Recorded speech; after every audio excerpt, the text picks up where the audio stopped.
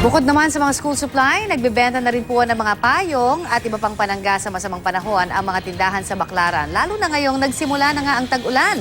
Kaya naman alamin po natin mga presyo sa live report ni Von Aquino. Von?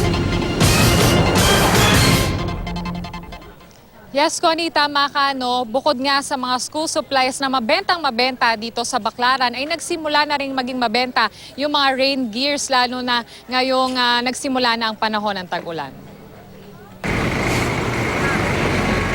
Ang mga payong na natutupi binibenta ng 150 pesos.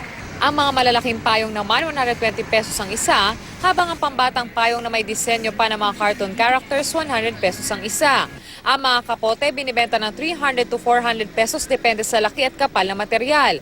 May mga ibinibenta ring gomang sapatos na akalain mong gawa sa leather at maaaring gamitin ng mga bata sa pagpasok sa eskwela. Ito ay binibenta ng 2 for 150 pesos. Mayroon ding adult size na ibinibenta ng 100 pesos at rubber shoe style na 150 pesos ang kada pares. Samantala, patok na rin ang school supplies dito sa Baclaran.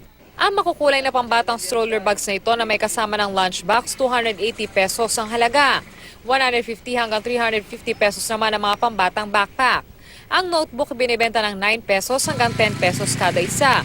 Ang lapis 3 for 20 pesos habang 30 pesos naman ang pencil case. Ang pang-grade school na polo at blouse 90 pesos hanggang 150 pesos ang manipis na tela. Habang ang may makapal na tela, ibinibenta ng 100 to 180 pesos depende sa size.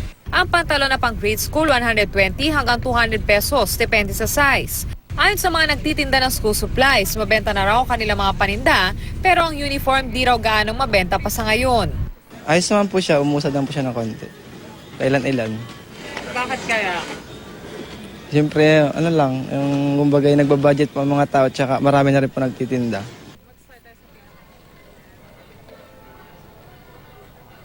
Connie, ayon dun sa ilang nagtitinda na nakausap natin, tuwing may misa dito sa Baclaran Church ay na lumalakas yung kanilang benta. Kaya naman ngayong Baclaran Day ay naasahan nila na lalakas yung kanilang benta. Connie? Maraming salamat, Von Aquino.